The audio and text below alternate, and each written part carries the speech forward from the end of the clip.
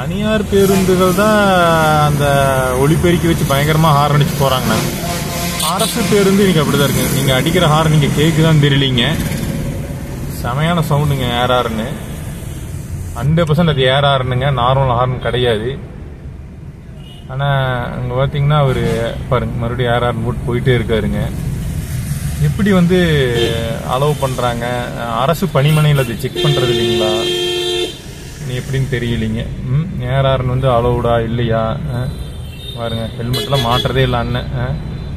பார்க்குறதுக்கு அப்படியே ஜாலியாக ஹீரோ மாதிரி தான் இருக்காரு.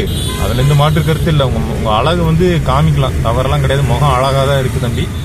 ஆனால் கொஞ்ச நாள் சொட்டை விழுந்துடும், அது பார்த்துக்கோங்க. ஹெல்மெட் போடாமே ஓட்டிகிட்டு இருந்தீங்கனாலும் ஹெல்மெட் போட்டு விழுகிறது வேற, ஹெல்மெட் போடாமல் விழுந்தீங்கன்னா சொட்டை மட்டும் விழுகாது.